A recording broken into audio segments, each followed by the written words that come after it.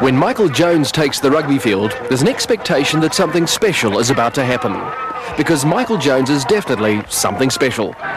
His anticipation and ability to read the game gets him places before anyone else. His sheer speed means once he gets there, he's also able to get away. He's also the sort of player it's best advised not to run into. He combines strength with flair and ball skills backs would die for. But perhaps his most special gift of all is balance, both on the field and in life. You know, I think that's the most important thing, is to enjoy it. I mean, as soon as I stop enjoying rugby, that's it, I'll stop playing. But as long as I'm enjoying it, you know, I'd like to think I can play as long as I can, and that's the key. Michael Jones has his own description of what he likes to do on the rugby field. He calls it doing the damage.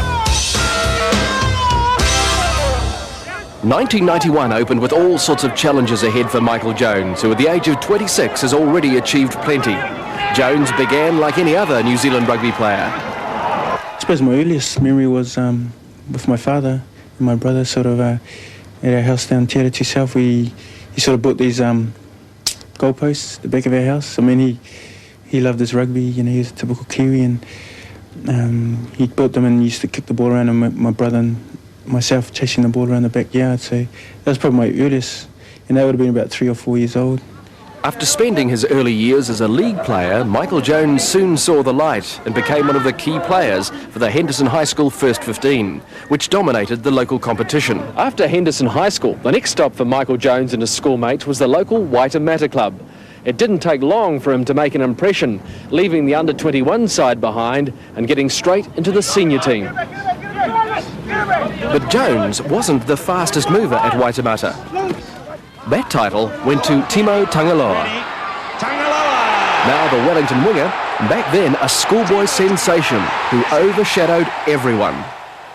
Timo Tangaloa was the star of our team. You know, we just used to give him the ball, and it was basically watch him score at the other end of the field. Michael Jones was doing pretty well himself. It didn't take too long for the power and skills to be noticed, and by the right people. Athleticism, I think, would be the thing that he really had, and just ball skills. He also had a vision, an ability to see things that I don't think other players see, and I think that's one of his great attributes, his vision in the game. As Auckland coach, John Hart's greatest day came in 1985, when he took a side to Canterbury, which came home with the Ranfurly Shield. Michael Jones was part of that day. He played the curtain raiser for the Auckland Colts with another promising loose forward. That's right, yeah. In 1985 was one of the best games I've ever been to and been involved as a curtain raiser. We unfortunately lost that game against Canterbury, but the A team went on to do the good stuff and win the Ranfurly Shield. As the Auckland team celebrated its victory, Michael Jones was counting himself fortunate to be one of the crowd. That was all about to change. For Auckland's next game, the coach was about to give Jones his big break. Well, we went to South Canterbury after winning the Shield off Canterbury and added a couple of young players to the squad, and I think the other one might have been Bernie McCahill. Michael had his first game for us. He was very nervous. I just remember getting a phone call the next morning.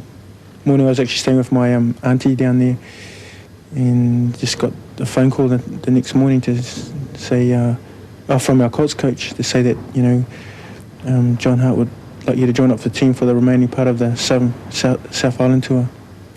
Yeah, so, you know, I was sort of getting ready to go home, but got called to go, and yeah, it was a bit of a shock, or a big shock actually. Yeah.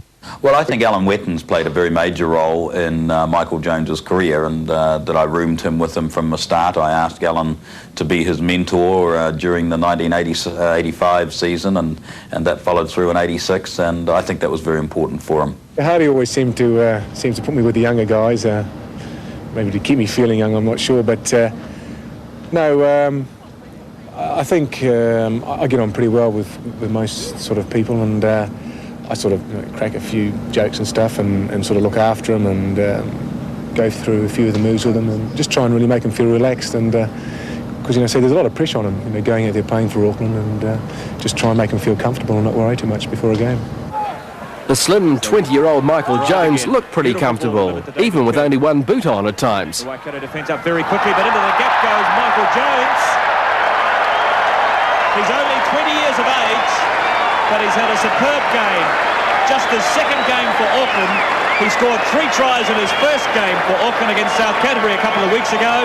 And here in his second game at Eden Park, he scores another try. And Auckland ahead by 31-0. From the back of the scrum, Jones became a major part of Auckland's attack. Gets the try. Catching on its power here. Over they go. He made the New Zealand Colts side in 1986, and some considered him unlucky to miss the All Blacks tour to France that year, even though he'd only played 8 games for Auckland by then. The ball is loose, and Michael Jones has picked up a second try for the Lions. But Michael Jones' All Black dreams were about to be fulfilled in the most spectacular fashion. Michael Jones' first game for Auckland in 1991 was against Nelson Bays for the Ranfurly Shield. He played number 8, the position where he started his rep career. It was also as a number 8 that he toured Britain with the New Zealand Barbarians in 1987, the team that created the foundation for the World Cup squad. And Michael Jones ended the tour the way he started, in spectacular fashion. And he caught the ball on about the halfway line. He broke through one tackle, ran around the winger, and as Dusty here, the fullback, was coming towards him, he chipped the ball over with his left foot, and Michael's a right footer, caught the ball and dived over the try line, and Alan Wetton and I were running about 15 metres infield from that, and I turned around to AJ and I said, "Who is this guy?"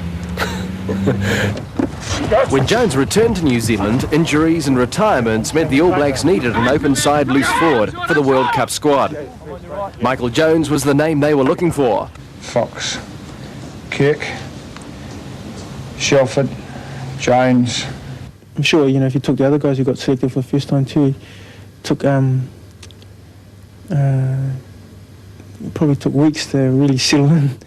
I remember driving back with JK and Zinni and from the trials, and we were just driving, it was up north, and we were sort of looking, coming over one of the hills, you can see a really beautiful scene of, you know, that part of New Zealand, and we were just commenting, oh man, it's, you know, really awesome scenery. And I remember JK just saying, well, you know, guys, just got to think of it now, you're representing, you know, this country, that's us, you know. One step being named, but got to prove myself that they've made the right choice. Selection for New Zealand meant swapping his number 8 jersey for the All Black number 7. But he wasn't going into the position unprepared. He'd been receiving a few tips from someone who knew a bit about the position, a bloke by the name of Murray. He didn't have much time, but the few times that he did have to spend with me were, you know, I was getting advice from, you know, the top loose forward in the world, and I was just going to listen and take it all in and just apply it. A real local boy, Michael Jones, from out the west of Auckland, pulling on the All Black jersey for the very first time. It's an understatement to say Jones made an impact in his All Black debut, the first player to ever score a World Cup try. The first try scored by an individual in the World Cup goes to Michael Jones, and don't they just love it on Eden Park? As the World Cup developed, the new boy was becoming the star. Michael Jones' impact on international rugby was on a similar scale to Cassius Clay's entrance to boxing, with a bit more modesty. He was already being labelled the greatest, while still getting to know some of his All Black teammates. Then as the All Blacks prepared for the World Cup semi-final against Wales, Jones was hitting the headlines again. He was unavailable. The match was to be played on a Sunday, the day Michael puts aside for God and his family. Because of the days of the week are so busy, it's one day that you can just put aside and concentrate on things of God and you know, with the family. And so that was really important to us as a family growing up. And, you know, it got to an age, of course, where I have to make up my own mind. And for me, it was a time, you know, it was a time when I really just made a strong recommitment of my own life to the Lord. And so it was a chance to sort of say, oh, well, you know, I'm going to carry on this because I believe that it's important to me, and it's one way of showing that God is really important to me too. That's something that he'd chosen to do. I had never tried to talk him out of it or even debated it with him. I understand his position and I've always accepted it. And I believe rugby players generally have accepted it and respected it. Missing that game against Wales, the semi-final, I just remember Brian Lahore, because I was able to travel with them, say that, you know, explain that as far as he was concerned, I was part of the team and, you know, he and the team respect me and, you know, just don't worry about it. And, of course, he explained that it might jeopardise your chance of making the final. But at the same time, he was really, really, you know, he was really understanding and he was really good about it. And, you know, that was, for me, that was really, it meant a lot to me.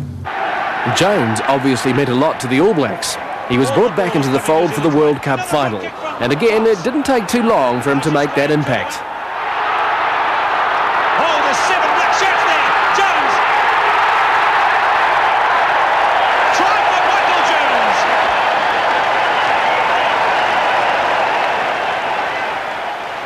It was a crucial time of the game, I suppose, and probably AJ should have scored it because he got to the loose ball first, but I think he must have taken a shortcut. But his hands let him down. So I picked up the ball and, yeah, was able to score. You know, sort of got past Blanco. And, yeah, it was just, you know, it was just an amazing feeling because, you know, it's probably, you don't usually hear the crowd, but that was one time I heard the crowd. I remember that because I was in Jimmy to score a try myself and trying to get 6 in a row, and I remember Warwick Taylor charging. So Fox got his kick down and Warwick Taylor was there and he sort of missed me and fed it up to Jonesy. I wanted to get around the post and I think he was going to come and take me out, so I was quite surprised at my, I had a bit of a smile. It might have looked a bit cheeky, but I was just really, really rapt. It was one of New Zealand rugby's greatest moments, and Michael Jones had helped make it happen. He was up there with the best, showing that he had all the skills of a world-class loose forward, skills that even other players envied. Playing the guitar? I wish I could play the guitar like he could. The year after the World Cup, Jones had his first overseas tour with the All Blacks in Australia. His guitar playing a major bonus to the tourists. Jones was a popular member of the All Black Party, on and off the field. And it was off the field he stayed for the first test, played on a Sunday. Mike Brewer came in for that match and played extremely well, but Jones was brought back for the second test. I thought I was playing very well, but I always respect the decision of the coach on the tour, and Michael Jones is the type of player, ever since I first saw him play, who can change a game, and especially in a test match, he's the type of player that can actually win a test match with his own individual brilliance, and that's something that selectors always have to bear in mind, and I'm sure they do when it comes to selecting test teams. In the second test, Jones scored a try and then played a major role in the All Blacks' comeback to draw the match. Even the Australians were starting to notice him. In the third test, they had no choice. He simply cut them apart, helping the All Blacks to a series victory. Where's the support? Kerwin. It was all going very well. Michael Nico Jones. In the classroom, he was just as successful, earning degrees in town planning and geography. He then helped do the damage against Argentina in the first test with a couple of tries. But just when it seemed nothing could go wrong, Michael Jones was about to face the biggest test of his career. Not a test match, but a test of character and determination.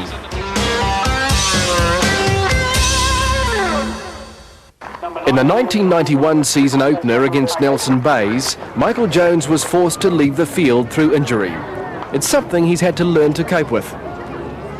In July 1989, Jones was preparing to play for the All Blacks against Argentina in the second test in Wellington. But after a vigorous game of touch, he was forced to leave training with an ankle injury. He was considered unlikely for the test, but intensive medical care got him there. With hindsight, Michael Jones probably wishes he hadn't played this one. He limped off the training ground up at St Pat's Silverstream the other day and looked very, very unhappy indeed. I suppose there's some sort of question mark over his ability to go the full 80 minutes today. I guess we'll see. Michael Jones didn't finish this one, but it had nothing to do with his ankle. He became a victim of his own speed of mind. Most players wouldn't have got to the ball. Jones did, and his knee paid the price. Apart from just being in so much, you know, excruciating pain and realising that my knee wasn't looking how it used to look and that something was definitely wrong, I was thinking, sort of why me? I was, I wonder why this happened to me, sort of thing, everything I'd worked for, 1 second just gone, and I knew it was very, very serious. Within hours of being carried from the field, the diagnosis was made. Yeah, totally gone. The injury was serious. In my pocket. There were definite fears Jones would never play again. Obviously, it was bad news from the word go. He was lying out there, and he was obviously very upset, and the boys were too. It's a terrible injury to happen to anyone, and especially someone like Mike, so you're quite close to, and really, at the time was playing some really good rugby, and to see him not finish a season was a bad blow for everyone. This model shows the extent of the damage to Jones' knee. The ligaments on the outside were wrenched, but what was of more concern was the complete tearing of the interior ligaments, the severity of an injury more typical of a car accident than a rugby injury. Michael Jones lay in hospital facing a long fight to get back to full fitness, and the odds weren't in his favour for a return to the Michael Jones of old. But with his Christian faith behind him, Jones was ready to take on those odds. I was quite determined that I could still get back and to give it my best shot. And, it's just one way that we can honour God. And that gave me a real strength to train really hard. I mean, it took a lot of hard work, a lot of hard work. I've trained harder during that time than I ever had to train. And, 'cause God was my motivation. And just, I really wanted to get back. And apart from the fact that I really enjoyed it and I missed playing with, rugby, and, I missed playing with the boys too. During that period, Jones spent a lot of time in Samoa, helping coach his village seven-a-side team and helping clean up cyclone damage. This was one of the first houses to go.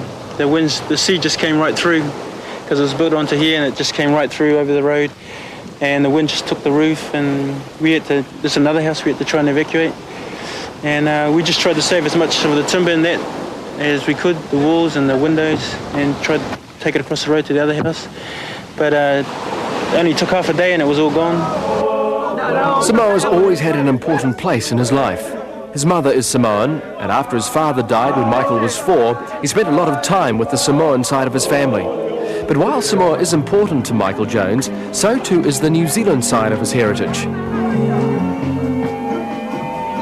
I was born and bred in New Zealand, and my father's a Kiwi. At the same time, I have a Samoan mother, and you are what you are. My identity is, I'm part Samoan, part Kiwi, so Kiwi Samoan, and I'm proud to have that identity, and so I like to give my best for both sides. A year after his horrific injury, the Kiwi Samoan was back on the rugby field at his old Henderson High School for an old boys game, his first game back. Everything looked okay. Next there were games for Auckland C and Auckland B before it was back to the big time. Auckland's Ranfurly Shield defence against Southland. It was only a matter of minutes before Michael Jones showed that knee was right, and he was back. And then, a moment that will live in Eden Park history. Hewitt, Fox, McCarhill, Kerwin, bursting through, right, that is as smooth as silk. Oh, right comes inside out, and Jones is going to get a try. A typical piece of Michael Jones support play. I must admit, the first thing I did was I prayed. I don't know if you could see, you probably couldn't see, but that was the first thing I sort of just said, a quick prayer, just thank God that I was able to play and that I, top it off, I'd been able to score a try. But yeah, running back, I was just in awe of the fact that I was back on Eden Park, and I just scored a try, and the crowd were so really good and supportive. I sort of clapped to myself. I think, oh, that's good. That's good to see, you know, because he's been sitting on the bench a long time and he's done a lot of work. He did a lot of exercise, been at the gym all the time. And when I was running behind him, I sort of stuck my hands together. So, you know, it's Michael Jones. He's back again. Well, he made his name as an All Black on that kind of support play. And after not playing for Auckland for 13 long months, he supports brilliantly again, and the comeback is complete. And look at this, standing O for Michael Jones as he scores under the posts. The news that Michael Jones was back was welcomed by the All Black selectors, and it wasn't too long before he was putting the All Black jersey back on. In France, the comeback was complete with a call-up for the first test. It was just an amazing feeling and amazing experience being in that sort of, it was like being thrown the lines then, you know, and it was just us 15 All Blacks. And I remember, you know, seeing national anthem and I just looked up in the stand and Vainga was in the crowd, and I don't know why, but I could just see his face and his big, you know, big Polynesian smile, and he was just like, you know, giving me the... And I just remember that sort of stood out in my mind because, you know, here we were and, you know, all surrounded by French, and this one face I picked out was English and his massive smile, and it just really thought, oh, you know, oh, this is, yeah, that's what it's all about, you know. One of the bros was, you know, just the feeling, and it just really got me going, you know. So this is what it's all about, you know, the friendship, the honour of representing your country. Jones played a vital part in the All Blacks' win in the important first test that day. Just as the French tour played an important part in Jones' development as an All Black. He was now a senior member of the team, and often at the centre of what was going on. Evaporate, evaporate. Evaporation? Evaporate.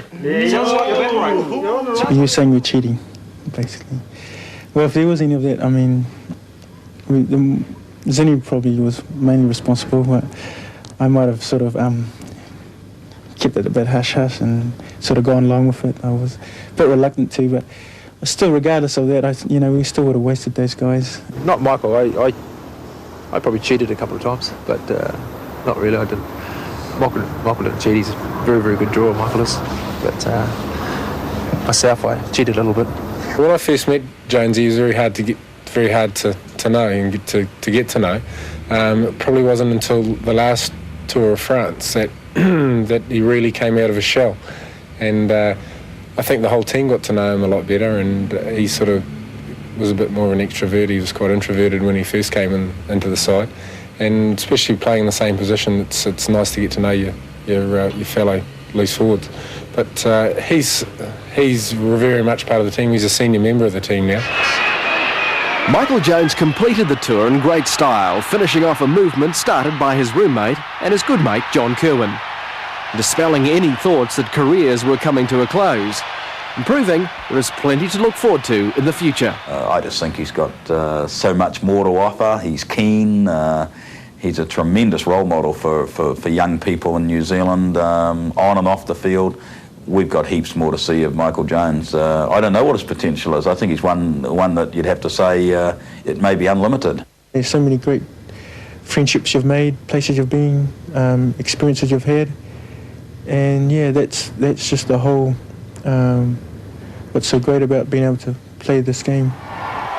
Of course, this is only part of the Michael Jones story. The next chapters are in the future.